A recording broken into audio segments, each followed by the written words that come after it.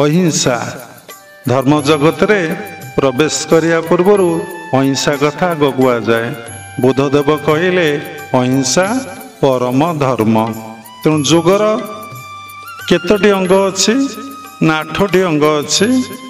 8टी अंग होची जम नियम आसन प्राणायाम प्रत्याहार धारणा ध्यान आउ समाधि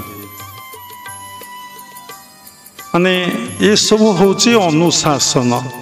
शिष्य जेतेबळे ये अनुशासन मानि चलिबो से साधना रे सिद्धि लाभ करिबो। फास्ट होची कोन जम। जम अर्थ कोन माने कठोर कोन नियम कठोर श्रृंखला। तेणु जमर 5टी अंग अच्छी। प्रथम अंग होची अहिंसा सत्य आस्तेय ब्रह्मचर्य अपरिग्रह।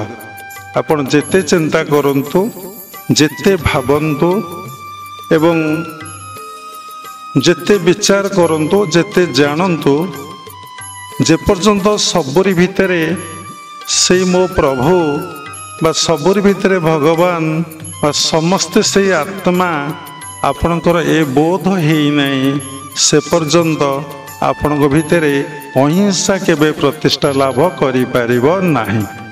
सत चेष्टा करंतु जहाँ को जेतिक वर्ष है आपण माने उपस्थित अछंती आपण भितरे अहिंसा प्रतिष्ठा लाभ हेलानी।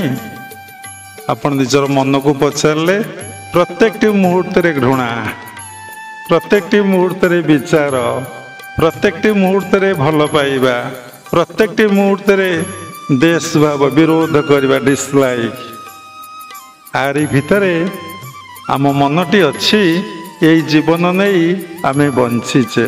किंतु गुरु आमको कौन करिवे ना स्वरूप रे अवस्थापन करईदेवे। नवजन्म ज्ञान चक्षु उन्मेलन आउ स्वरूप रे अवस्थापन। तेणु आमर स्वरूपटा कौन आमे जानिने गोटे कथार आम अनेक कथा कही बसुचु। नारी नारी भावुची पुरुष पुरुष भावुची दुईटा तो प्रकृति गोटे पुरुष गोटे नारी गोटे पुरुष। किंतु साधना कले बा गुरु ठारू दीक्षा ग्रहण कले गुरु कहिबे तुम्हें नारी नुह तुम्हें पुरुष नुहे तुम्हें होच से भगवान तुम्हें से आत्मा। तुम्हें निज स्वरूप रे प्रतिष्ठा लाभ कर। तुमर स्वरूप होची मु सही आत्मा मो देह नुहे मो देही मो परमात्मा अंश विशेष। एवं साधना करी करी करी करी चलिले आपण अनुभव करिवे मु होची सही के ना मो सही परम ब्रह्म परमात्मा बा आत्मा बोली आपणकर बोध हब। जेतबेले निज भितरे बोध हब आपणकर जोटी दृष्टि पड़िबो आपणकर जोटी आखि पड़िबो आपण से परमात्मा बा भगवान ईश्वर बोली बोध हब। तेणु दीक्षा ग्रहण कले साधना कले आमे स्वरूप रे अवस्थापन हेई परिबा। तेणु आमे पर्यंत स्वरूप रे अवस्थापन हेई पारुने काहेकि ना आमे दीक्षा शब्दर अर्थ भल भाव रे बुझी पारिने।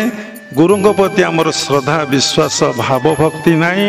आमे कौन करुचे ना किमिति को जन्मर संस्कार रु दीक्षा ग्रहण करि नैचे। गुरु कहिछन सीधा बसिबे आमे जेमिति पारुचे सेमिति बसुचे कारण गुरु कथार हमर विश्वास नाही। गुरु कहिछन्ति खेचरी मुद्रा सब समय करिवे आपण खेचरी मुद्रा करूना। गुरु कहिछन्ति श्वास प्रश्वास रे मन को रखिबे आपनकर श्वास प्रश्वास रे मन नाही। गुरु कहिछन्ति आज्ञा चक्र रे मन को रखिबे आपण आज्ञा चक्र रे मन को रखुना। गुरु कहिछन्ति सहस्त्र रे मन रखिबे सहस्त्र रे मन को रखुना।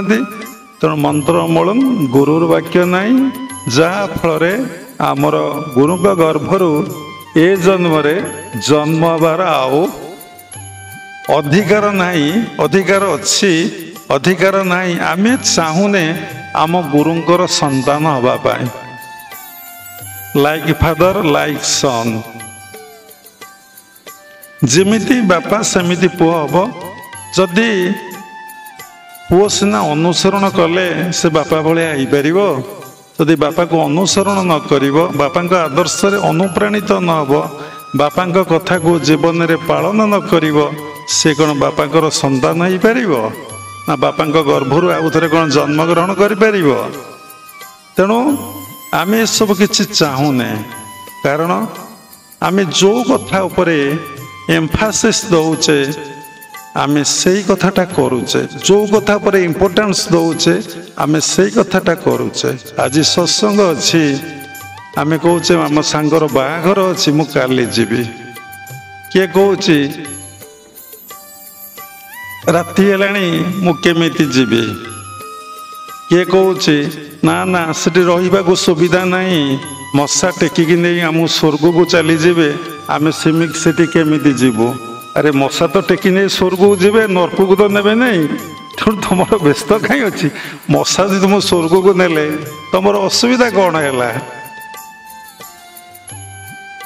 तेणु विभिन्न प्रकार मन आपण को हरई दौची मन आपण को मिसगाइडेड करुच्ची मन आपण को साधना करने केबे प्रेरणा दौना।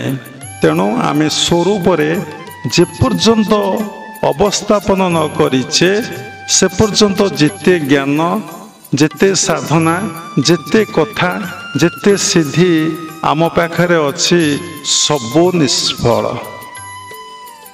कारण स्वरूप प्रतिष्ठा नहले मनुष्य भितर अहिंसा केतबळे प्रतिष्ठा हबो ना।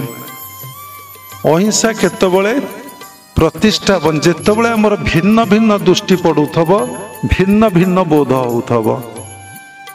समस्त अनुभूति अच्छी कहवा बेसी भल नुहे खाली शुणिकी आपण सचेतन हो जातु जे सत्य केमती लगुच।